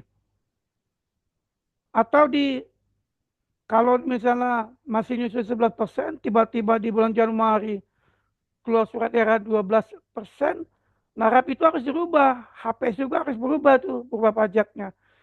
Otomatis karena berubah pajak, otomatis kan perubahan ini rincian item barang, harga barang kan harus berubah tuh. Nah itu yang dikhawatirkan itu. Memang setuju tadi sampai ke Pak Yudi, berarti dalam penyusunan RAP atau APS untuk tahun 2025 sebaiknya bagaimana Pak? Memang harus 20% atau 11% nih Pak? Oke, terima kasih Pak. Ini kan kita dalam grup PBJ ini kan sudah dibahas ini. Saya sudah Siap. sempat membaca tadi. Tapi kalau saya cek, memang di HPP Pak, Undang-Undang Harmonisasi Pajak itu sudah tercantum angka dari 12%. 2023 bulan 4 itu Mm-mm. naik jadi 11%, dari 10% naik 11, kemudian 2025 naik bertahap ya, 2025 naik 12%. Ya kalau kita khususnya penganggaran dulu ya. Kalau penganggaran kita sudah harus, kalau saya masukkan saja karena saya tidak terlibat untuk penyusunan anggaran untuk tahun ini. Tapi kalau saya di posisi membuat anggaran, saya masukkan 12% untuk anggaran 2025. Nah, kalau untuk penyusunan HPS, ini kan masih ada waktu nih, Pak. Kalau Mm-mm. kalau udah bicara undang-undang, ya kita ikuti aja undang-undang tersebut. Apalagi undang-undang kan. Nah, tapi kalau seandainya memang benar terjadi undang-undang itu berubah, kemudian ini ya kita harus hitung lagi. Nah, itu yang mana yang akan kesusahan itu kalau waktunya panjang. Kegiatan-kegiatan yang waktunya panjang memakan waktu 12 bulan atau kita saat tender dini sekarang, Pak, bulan November ini. Misalnya untuk eh, menentukan di angka berapa. Kalau setelah saya baca dari pendapat-pendapat teman-teman juga di grup, dan setelah saya cek lagi, kalau saya pastikan saya pakai di angka 12% saja, Pak. Lebih Karena aman berarti kalau Pak ya. itu, ya karena sudah HPP-nya sudah seperti itu, Siap. undang-undang harmonisasi pajak. Dan Harmonisasi lebih pajak. baik kita menganggarkan lebih daripada kurang. Siap. Nanti kan Siap. kita bisa review lagi, Pak, waktu kata dalam penyusunan HPS-nya oleh Pokja ketika itu kita tendernya bulan 1, tapi tiba-tiba ada surat edaran untuk ditunda kebijakan dari Presiden, atau ada hal-hal yang keadaan kahar atau yang tidak bisa kita prediksi, ya yang penting duitnya cukup. Itu Siap. enaknya kalau kita sudah memperhitungkan 12%. Tapi kalau kita 11%, ya Tidak duitnya cukup. nanti kendala di anggarannya. Mungkin itu, Pak. Baik, terima kasih Pak. Kebetulan ini Pak ada teman yang WA nih Pak. Japri ke saya. Beliau bilang tolong titip Pak Nasir pertanyaan buat Pak Yudi nih selaku narasumber nih. Dia bertanya terkait dengan makan minum Pak. Makan minum di RSUD. Nah ini kan makan minum pasien. Makan minum pasien ini kan dimulainya kan per 1 Januari ini biasa Pak katanya. Per 1 Januari eh, nilainya sih ya kebetulan dananya BLUD Pak. Kebetulan dana BLUD 500 juta. Kalau di APBD kan otomatis itu kan harus tender Pak ya. Tapi karena BLUD Hmm. katanya pejabat pengadaan yang melaksanakan. Nah, untuk penyusunan APS ini eh, bagaimana Pak katanya bagaimana cara menyusun APS karena untuk pekerjaan ini jenisnya Pak tidak bisa ditentukan. Kalau item sudah jelas tapi kebutuhannya belum bisa ditentukan apakah sebulannya harus sekian atau tergantung jumlah pasien. Karena makan minum pasien itu kan kalau lauk pauknya itu tidak bisa ditentukan. Apakah ini yang tanya nih, apakah kontraknya lumsum atau satuan Pak? Nah, itu Oke. kemudian bagaimana cara menyusun HPS-nya untuk ini kan ada HPS-nya nih katanya nih. Itu gimana Pak? Silakan Pak. Oke. Mudah-mudahan kami bisa menyampaikan ke yang bertanya nih. Terima kasih. Ya. Semoga yang nanya ini orang rumah sakit, Pak ya. Rumah sakit memang Pak. Pegawai rumah sakit Oh, Pak. pegawai rumah sakit. Jadi sama, Pak. Saya juga di Musirawas sering diminta pendapat itu gimana untuk urusan makan minum pasien. Jadi saya jawab dari bawah, Pak. Oh, makan minum pasien jelas itu kontraknya harga satuan. Kalau Satuan. dia tidak menyeberang anggaran, dia cuma harga satuan. Tapi kalau nyeberang anggaran bisa kita harga kontrak payung. Kontrak satuan yang berbentuk kontrak payung. Nah, mengapa kita disebut itu harga satuan? Menjawab pertanyaan dari Pak Andreas tadi, karena memang kita belum bisa menentukan. Jadi, menentukan pasti. Jadi, kontrak harga satuan ini, misal kita menentukan per bulan 100 pasien, dikalikan 30.000 per pasien per makan, misalkan. Atau satu hari 2 kali makan itu 60. Berarti kali 600. Tapi tiba-tiba satu bulan itu cuma ada 50 pasien. Yang kita bayarkan 50. Itu sifatnya. Nah, tapi dalam menyusun HPS, sebenarnya tidak ada kaitan langsung antara nyusun HPS sama jenis kontrak. Jenis kontrak saya katakan tadi itu berdasarkan sifat kegiatan. Ada kalau dia sudah bisa bisa outputnya sudah jelas, kemudian batasan-batasan keluaran itu sudah dapat kita tentukan, itu biasanya kita pakai lamsam. Tapi kalau belum, khusus untuk jasa lainnya itu bisa kita makan minum ini untuk harga satuan itu jelas. Nah, gimana menyusun APS untuk ini? Nah, saya kembalikan ke teorinya tadi, pendekatan outputnya dulu, Pak. Kemudian dia keluarannya barang atau jasa. Yang kemudian yang kedua rangkaian kegiatan atau bukan. Kalau bukan rangkaian kegiatan, kalau bahasa kita Pak, beti lah Pak ya, beda-beda tipis dengan pengadaan barang. Tapi sifatnya akan berbeda dengan pengadaan barang. Kalau yang namanya pengadaan barang itu barang jadi, barang baku atau barang sejenis barang lainnya, tetapi yang sudah ada, tidak membutuhkan metodologi yang kayak sampai saya kayak pengertian jasa lainnya tadi, tidak membutuhkan metodologi, tidak membutuhkan ini sumber daya lagi, tidak membuat itu. Saya contohkan, jadi makan itu kalau kita catering itu jasa lainnya. Kita beli masakan diproses membutuhkan keahlian di jasa lain. Tapi kalau kita beli nasi yang sudah packing itu biasanya disebut jasa barang. Sama kayak pakaian, Pak. Kalau kita beli baju yang di Matahari, misalnya di department store, di toko-toko, kita sudah disebut dengan beli barang. Tapi kalau kita sifatnya memesan, sifatnya mau dijahit lagi, contoh untuk anggota dewan, untuk peringatan-peringatan hari besar, itu jasa lainnya. Jadi ini memang beda tipis antara konsep output jasa atau barang terhadap di jasa lainnya terhadap pengadaan barang. Tapi kalau kita memahami kunci bahwa yang namanya jasa lainnya ada proses pembuatan yang membutuhkan keterampilan, daya terampil, bukan daya olah. Kalau olah itu biasanya konsultan, daya olah pikir. Nah itu Ini aja. ini Jadi belanja ini Pak. saya Ini gimana? sifatnya belanjanya kata dia sih seperti belanja bahan pangan Pak. Bahan pangan seperti cabai, Oke. daging, ayam, Mm-mm. Kalau kemudian kalau bumbu-bumbu, sifat pengadaannya, Pak, kalau sifat pengadaannya itu belanja barang. Jadi belanja kita barang. beli barang 1, 2, 3, 4, 5, 6, 7 item mulai dari pangan, beras, mungkin lauk pauk, kemudian Ya, pelengkap itu sayur, namanya pengadaan barang. barang Nah, Pak ya. tinggal kawan-kawan rumah sakit mau apa? Berarti kawan-kawan rumah sakit ada UPT-nya itu ada teknisnya, teknis gizinya, instalasinya kan. Biasanya Mm-mm, dia ya, ada tenaga ahli internal atau dia bisa menyewa tenaga ahli eksternal untuk masak itu sesuai iya, kebutuhan dari menu dietnya, Pak. Nah, iya. jadi sifatnya beda. Kalau untuk rumah sakit seperti itu, kita berarti beli pengadaan barang, beli bahan, kemudian bahan itu diolah sendiri secara Diolah swakelola sendiri. oleh Iya. oleh UPT atau pelaksana teknis instalasi gizinya. Itu namanya Oh, pengadaan barang. Tapi kalau kita menentukan bahan, kemudian menu dan proses pembuatan itu kita menunjuk pihak ketiga itu biasanya jasa lainnya. Nah, bagaimana menyusun itu? Kalau barang, berarti kita mekanismenya barang, harga barang dan overhead cost sudah. Harga barang kita tentukan itu pasar atau bukan. Kalau dia sudah pasar, sudah kita tidak menentukan keuntungan lagi. Tapi kalau kita masih memperhitungkan misalnya untuk daging di level distributor daging, kemudian kita dalam menentukan APS mungkin kita bisa memberikan keuntungan tambah dan pajak ya. overhead cost 10%, 10 sampai 15 lah. 10 sampai 15%. Oke, oke, Pak. Hmm. Artinya, artinya kalau kita memang melalui penyedia, berarti kita menghitung harga barang ditambah PPN dan keuntungan, Pak ya, Ya, penyedia, Pak ya. Nah, keuntungan dan overhead cost. overhead Biaya, jasa jasa tambahan lah, Pak. ya, biaya Jasa tidak tambahan langsung ya. istilahnya ya. Nah, Mm-mm. termasuk jenis pembayarannya mereka ini kan per bulan katanya, Pak.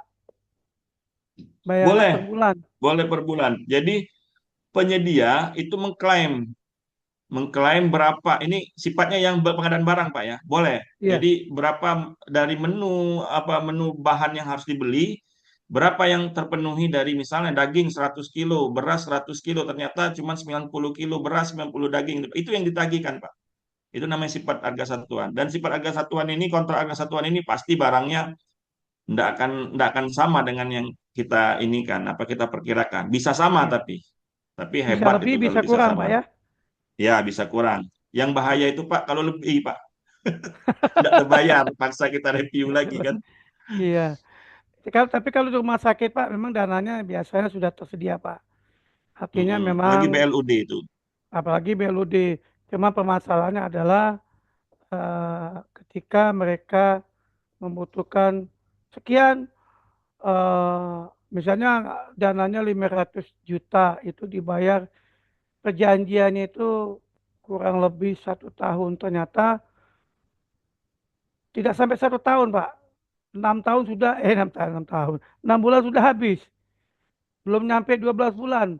6 bulannya sudah habis uang itu. Sehingga mereka bertanya nih, bagaimana kontraknya Pak Nasir? Selanjutnya, ya kalau saya bilang sih kemarin jawabnya, ya kalau kontrak kita 12 bulan, ternyata cuma 6 bulan habisnya. Ya sudah habis berarti 6 bulan. Sambung lagi kontraknya. Kontrak lagi. Sebelum sebelum waktunya habis, ya kita buat dokumen lagi. Itu. Bagaimana menurut pendapat Bapak nih? Pernyataan kami ini. Takut salah kami jawab. Jadi maksudnya kita sudah ini jasa ini kontrak harga satuan, Pak ya. Iya, kontraknya Tapi agak satuan. nilai pagu yang kita tenderkan itu sangat minim lah, 50% dari rencana pemakaian. Misalnya kita 1 tahun itu 200 pasien, tapi ternyata kita 400 pasien. Hmm, Kan gitu kan Pak? Logikanya ya, kan seperti itu. Sehingga makan jumlah pangan apa bahan pangan tadi kita kurang. Setelah belanja kurang. ke bulan kelima, bulan keenam ini kok duit tagihan ini per bulannya ini sudah 400 juta. Kan seperti itu. Heeh. Nah, setelah kita proyeksi ternyata kemungkinan dengan 500 ini cukup untuk 1 bulan ke depan. Nah, yang namanya kontrak kan kita kan kalau namanya paket pekerjaan seperti itu, ya kita harus pakai paket baru, Pak, kalau saya, Pak. Saya tidak mau Pakai untuk baru ya. CCO menambah 10. CCO itu ada penyebabnya, kan. Itu pun hanya Iya, mampu iya. menambah anggaran 10%, kan. Nah, tapi untuk jasa lainnya, saya makanya dalam pengendalian kontrak, per bulan itu kita tetap terus menyusun proyeksi-proyeksi berapa hasil realisasi, berapa sisa, dan berapa proyeksi.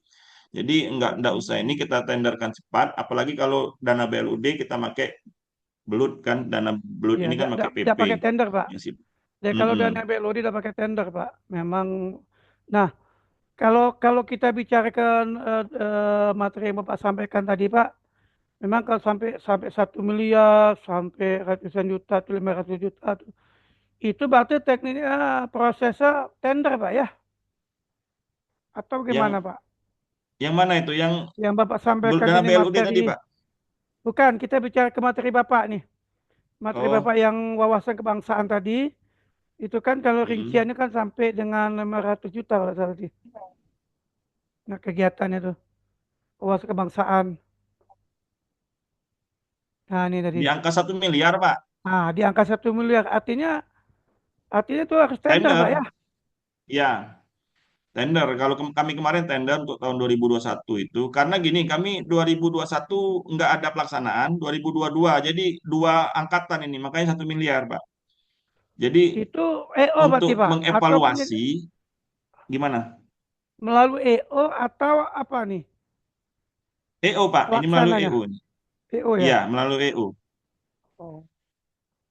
Jadi saya contohkan ini Pak untuk biaya per orang dalam rangka kita siapa apa untuk mengetahui output keluaran setiap output atau istilah unit cost-nya. Nah, seperti yang ditanyakan oleh Pak Andreas tadi, unit cost-nya itu 5.259.000. Jadi kalau kalau kita mau lihat beberapa kontrak atau tahun sebelumnya atau tahun yang bersama dari teman-teman seputaran kita atau sekitaran kita, ini bisa kita lihat UC-nya, unit cost-nya, berapa UC-nya. 529 5 juta 300 lah ini. Masuk akal enggak hitungan kita ini untuk seorang pelajar atau untuk seorang pelatih kunjungan ke Bandung selama 5 hari angka sebesar 5.300.000. Kalau masih masuk akal ini saya kira tidak masalah.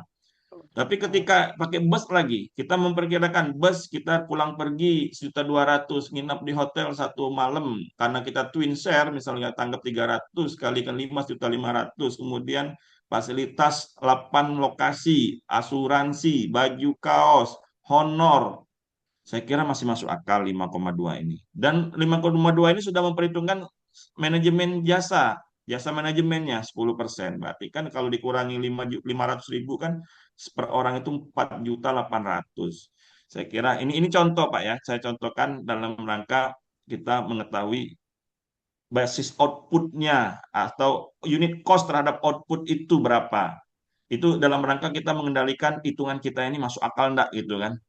Masih ada, kalau nggak masuk akal, ada nggak komponen-komponen atau aturan unit cost yang belum kita masukkan, terlewat misalnya.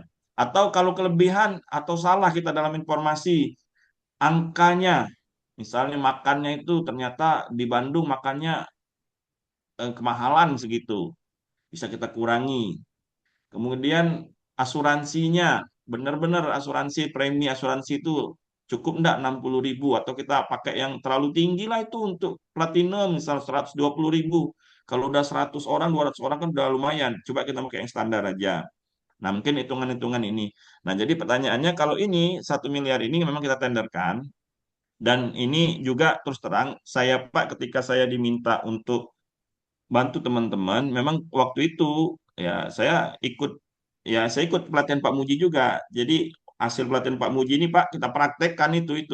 Jangan pede aja Pak. Yang penting saya senangnya kita dalam pelatihan ini tahu kuncinya. Makanya saya dalam memberikan materi ini mungkin saya banyak kelemahan, tapi intinya saya yang tadi Pak, bahwa menyusun anggaran itu ada 3 dasarnya, kemudian 3 dalam menghitung keuntungan, kemudian pendekatan outputnya ada 2. Nah, itu selalu akan kita tanyakan dalam menyusun itu. Seperti pertanyaan Pak Andreas tadi, termasuk makan minum, Pak. Makan minum catering, tata boga untuk rapat paripurna DPRD. Kita tata boga aja, kita catering aja lah, jasa boga misalnya catering. Oke, gimana caranya? Teknik pengambilan, makanya saya ngambil 3 tadi Pak ya. Saya contoh untuk kontrak yang ini karena itu bagus untuk anggaran dan saya sebelum di PBJ saya di anggaran Pak di perencanaan saya sering menggunakan tapi saya nggak terpikir lah belum tahu lah waktu itu kan kalau ada yang hitungannya lebih lebih apa namanya lebih presisi Pak kalau dibuat bagi 6 itu lebih presisi daripada 2 kontrak kita bagi 2 itu kan ada belum tahu nilai tengah, nilai atas, nilai bawah. Dan ternyata setelah saya baca lagi nilai tengah, atas atau bawah itu bisa untuk range kita dalam negosiasi. Jadi ilmu kita kan Pak, ya namanya otodidak kan Pak, dan dilatihlah kita setelah menjadi PBJ, masuk ke dalam PBJ ini guna-guna kita pelatihan selalu untuk melengkapi. Nah, Mantap, mungkin mantap, itu mantap. Pak. Jadi tidak ini kita tetap tenderkan dalam materi saya nggak perlu dibaca semua nggak apa-apa, tapi tolong kita pahami ketiga hal tadi. Kalau saya sering menggunakan cara-cara Pak Muji dalam mengajar, yang tegas itu. Makanya saya awalkan tadi, dasarnya apa, pendekatan outputnya apa, gimana membacanya, spesifikasi terhadap itu, cara menyusun itu, ngambil datanya. Saya banyak sih kalau di material KPP kan banyak kan tuh Pak, Iya, metode-metode penghitungan. Tapi kita yang sering kita pakai aja lah, kita praktis aja. Mungkin itu Pak. memang sih kalau apa yang Bapak sampaikan ini, kalau nengok contoh ini, saya lihatnya kan ini kalau kalau di DPA itu kan satu kesatuan Pak ya. Kalau misalnya katakanlah gelondongan lah nilainya itu. Tetapi kalau saya melihat dari kegiatan dari Kesbangpol untuk Paskibraka itu kan ada honor untuk pelatih Paskib, ada honor untuk anak Paskibnya. Kemudian kemarin kalau nengok dari DPA itu jelas di atas 300 juta harusnya tender Pak, harusnya tender. Tetapi fakta di lapangan memang kami konsultasi lah, diskusi lah dengan rekan keuangan Bakuda kan. Ini tidak bisa digabungkan Pak, katanya. Kalau untuk jasa, ya jasa. Kalau untuk misalnya jasa jasa pelatih honornya sekian, harus bisa Pak. Anak paskib tuh sekian. Nah ini kita mereka kemarin ke Bandung 23 orang, 28 orang plus 35 orang plus pelatih dan panitia. Mereka pakai bus, kemudian uang saku. Uang saku itu 160.000 kalau tidak salah Pak. Nah ini pembayarannya tidak bisa digabungkan ke sini Pak. Kalau memang digabungkan gelondongan seperti Bapak ini harus ditenderkan ya Pak, pakai EO kan, pakai EO. Tapi mereka terpisah. Kebetulan di DPA itu memang terpisah Pak, jasa honor untuk pelatih sekian, untuk anak basket sekian, kemudian tiket apa namanya tiket di situ jasa transportasi sekian, kemudian peralatan belanja barang kayak sepatu, jaket itu terpisah lagi Pak belanja barang di belanja barang, maka mereka terpisah di DPA tuh. Kalau sebenarnya sama dengan Bapak ini, gelondongan sama ini. Itu kurang lebih sepatu aja hampir 200 juta lebih. Kemudian jaketnya hampir 200 juta. Maka mereka belanja belanja barang dulu, belanja sepatu dulu. Pas hari hanya untuk tiket mereka pakai pengadaan dikecualikan untuk tiket. Setelah pulang mereka baru dibayar uang saku perjalanan dinas itu dibayar dulu, uang saku pelatih selama di Bandung selama 5 hari. Nah itu, kalau melihat yang Bapak sampaikan memang agak, maksudnya bukan beban yang terbalik, maksudnya eh, terpisah. Bagaimana menurut Bapak ini? Apakah layak memang harus disatukan atau sudah benar cara-cara yang mereka lakukan seperti ini? Itu. Oke. Menurut Bapak nih, pendapat Jadi Bapak nih. Benar, Pak. ini beberapa kali ya saya menemukan juga hasil diskusi ke kawan-kawan di OPD itu. Jadi kadang-kadang dalam penyusunan anggaran, inilah makanya dalam penyusunan perencanaan, dalam menyusun anggaran, nah kita ini harus dimulai dari penyusunan anggaran, Pak. Jadi Iya, dalam betul, menyusun Pak. anggaran itu apakah memang benar-benar sudah memperhatikan menyusun perencanaan pengadaan. Nah, apalagi kan BPK sekarang kan Pak fokusnya di perencanaan pengadaan. Jadi saya jawab pertanyaan Bapak tadi, saya juga pernah menemukan seperti itu. Jadi sifatnya bagaimana? Mungkin sebenarnya sifat kegiatan itu kan yang menentukan dia bisa swakelola atau melalui penyedia. Tapi yang namanya swakelola pasti ada penyedia dalam swakelola. Nggak akan mungkin lah kita nggak ada dalam suatu OPD itu penyedia dalam swakelola itu. Karena kegiatan-kegiatan swakelola yang meningkatkan SDM, mengolah data, kemudian yang sifatnya pengembangan pemberdayaan masyarakat itu yang sering terjadi kan, itu pasti membutuhkan barang. Walaupun beli barang itu cuma 10 juta, pembelian langsung melalui kwitansi, ya itu namanya penyedia lewat swakelola melalui penyedia melalui swakelola. Swakelola melalui penyedia maksud saya. Nah, menjawab pertanyaan Bapak tadi, boleh enggak itu terpencar-pencar misal, terpencar ini di sini, perjalanan dinas di mata rekening tersendiri ini. Kalau kawan-kawan memang untuk melakukan itu swakelola dan beberapa Masuk. item saja Ah, diserahkan ke penyedia, saya jawab tidak ada larangan, boleh. boleh ya. Tetapi kita kan dalam mencari mencari Terus bolehnya, Pak ya. Maka, kaedahnya atau pemilihan yang tepat itu kan yang berdasarkan kaedah yang tidak menyalahi kaedah dan tepat, efektif dan efisien kan seperti itu. Nah, kebetulan di kemarin tahun 2022 itu di Musirawas itu disatukan dananya. Jadi dia hmm, paket perjalanan. Ya, kalau saya tanya untuk honor perjalanan dinas ada enggak? Enggak ada. Tidak ada istilahnya kan untuk ya jadi perjalanan dinas ini benar-benar untuk orang dinas yang mendampingi. Oh, tidak ada ya untuk pelatih untuk ini, uang sakunya tidak ada, dia terima bersih. Kemudian pakaiannya mana nih untuk seragam fotonya? Tidak ada. Ya, paksa kita buat mekanisme seperti yang kami susun. Tapi kalau dia terpecah-pecah, misalnya untuk pakaian, nah itu juga bisa sebenarnya Pak. Yang penting kan paket pekerjaan itu bisa satu paket pekerjaan bisa di bermacam-macam rekening, nggak usah kaku kita. Jadi boleh misalnya usus bajunya kebetulan bajunya itu dipisahkan dari itu. Kita mau nyatukan itu boleh. Boleh dipisahkan, boleh. Kita tender lain pengadaan barang misalnya untuk baju atau jasa lainnya. Disatukan boleh. Nah, jadi tinggal siasat dari PPK atau teknik dari PPK dalam rangka kalau kemarin Pak, mereka itu mau berangkat bulan November, ngadep ke kami bulan Oktober awal. Ya gimana lagi mau mau memecahkan paket-paket itu Pak? Mau tender lagi, banyak tender nanti. Ya jadi kita ini kan aja dan ternyata setelah saya pelajari tentang kebetulan waktu itu ini cerita Pak ya. Saya sempat ketemu Pak Muji, saya ceritakan, Pak, saya udah ikut pelatihan Bapak di Luminor, saya pulang saya langsung Pak dibantu, tolong dari ada penugasan dari Kabak, bantu dulu untuk nyusun ini. Waduh, ini baru belajar, baru pulang pendidikan, masuk barak di pendidikan, pulang sudah disuruh tempur ini. Tapi karena saya disuruh tempur itulah saya baca lagi. Oh, gini loh jasa lainnya tuh ada karakteristik khusus yang saya ceritakan tadi, Pak. Ternyata Hmm, kita bisa melalui swakelola, bisa melalui penyedia dalam swakelola mendukung itu atau bisa melalui penyedia seperti yang kami lakukan. Nah, ternyata paling efektif itu karena kalau kita mau pecah-pecah itu waktunya lagi, Pak, waktunya lagi dan mekanisme penganggaran yang dianggarkan di Kabupaten Musirawas waktu itu seperti itu. Nah, menjawab Bapak tadi, boleh enggak? Boleh. Kalau saya prinsipnya selagi tidak melakukan ini melanggar aturan dan tidak ada aturan yang mengatur itu untuk tidak dilakukan, kita lakukan ya saya kira enggak apa-apa. Memang agak sulit ketika kita mensinkronkan ini dengan kawan-kawan keuangan.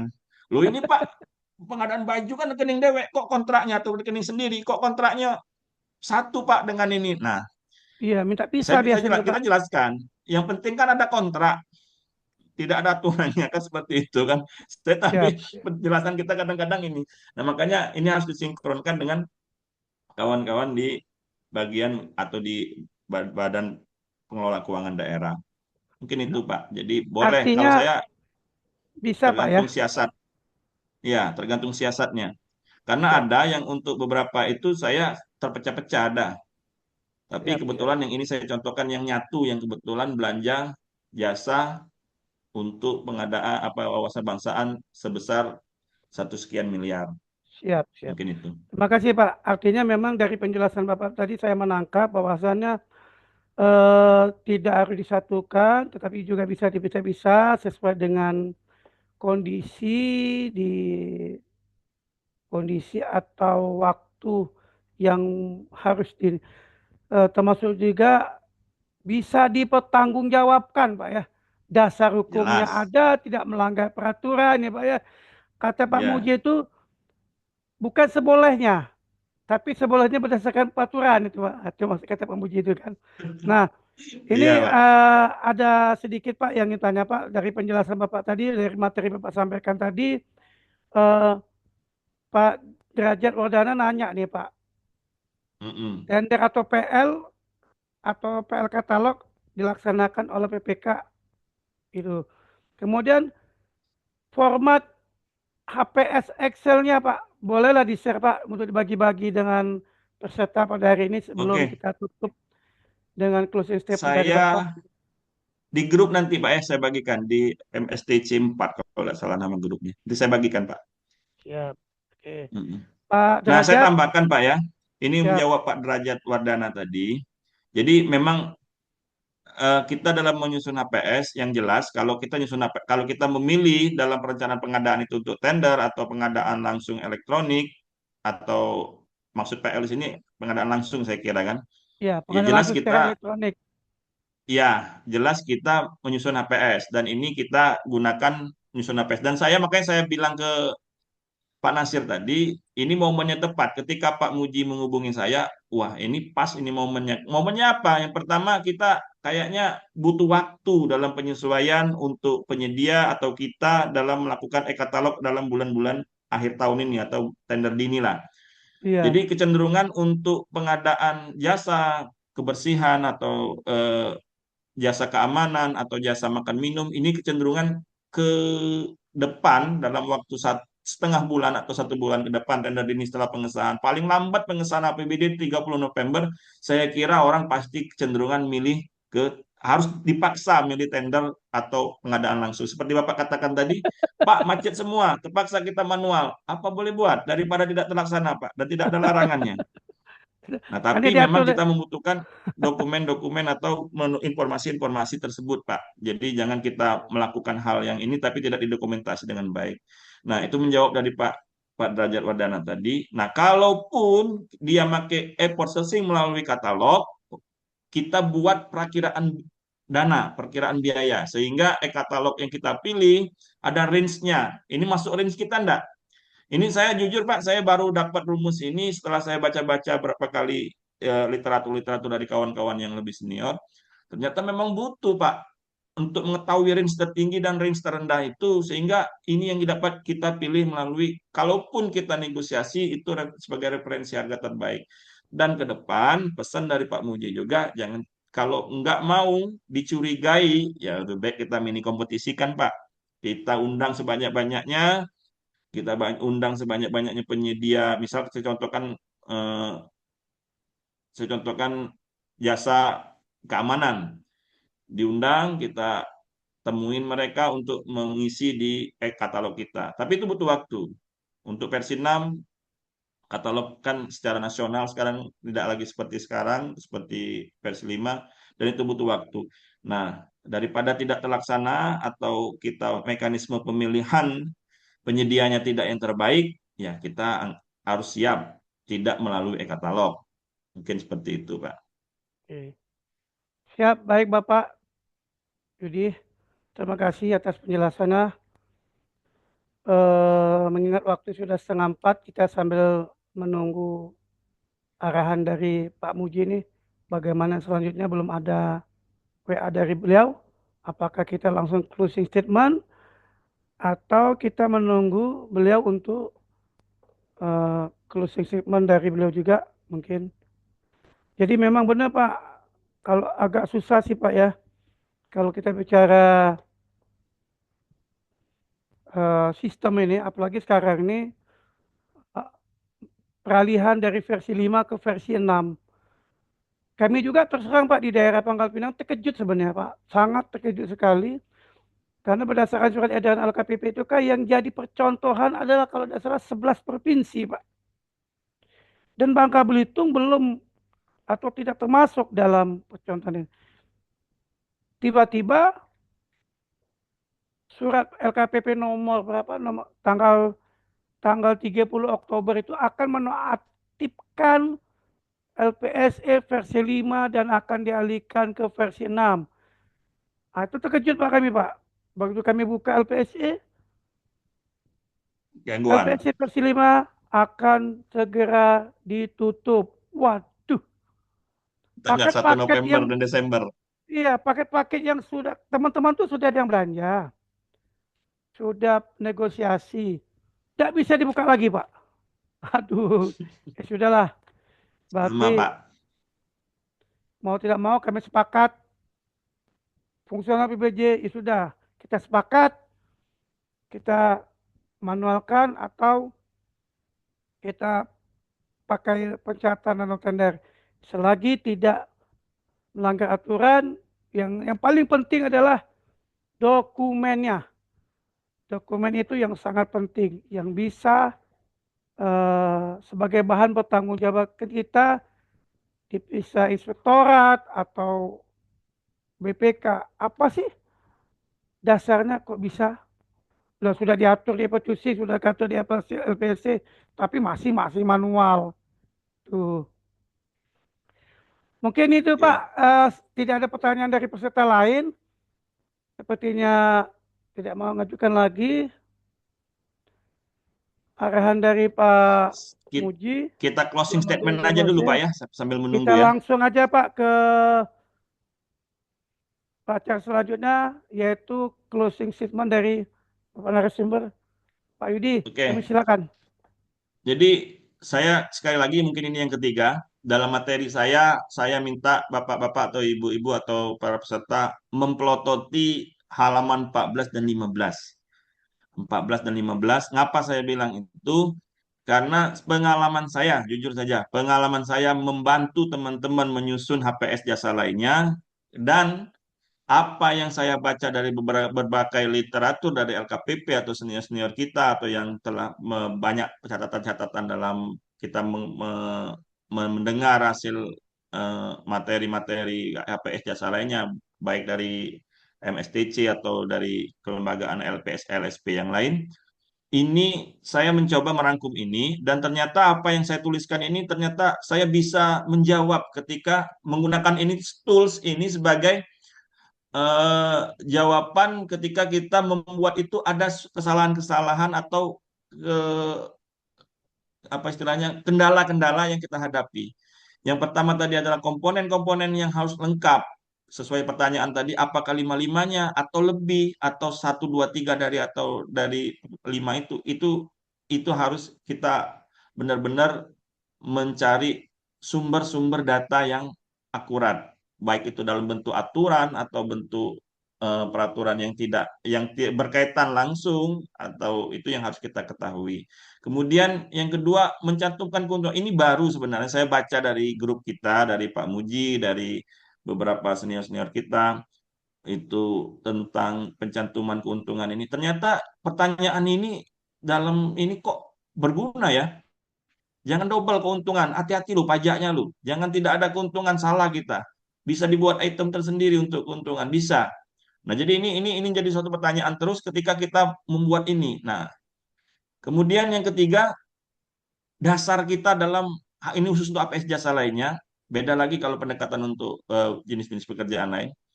Apa sih setiap item pekerjaan itu yang harus kita digunakan dasarnya apa? Penggunaan suatu mutu, kemudian jumlah atau waktu yang kita butuhkan, kemudian tingkat pelayanan. Ini akan mempengaruhi kita dalam menyusun APS jasa lainnya. Mempengaruhi dalam arti eh, biaya yang kita hitung ini akan lebih presisi sesuai dengan penggunaan suatu mutu atau suatu pelayanan atau jumlah atau waktu. Sehingga kalau namanya presisi itu kan mendekati kebenaran. Yang namanya HPS itu kan namanya hanya perkiraan kan tidak akan terlalu 100% benar, tapi minimal itu mendekati kebenaran atau efektif dan efisien. Nah, gitu dalam penyusunannya.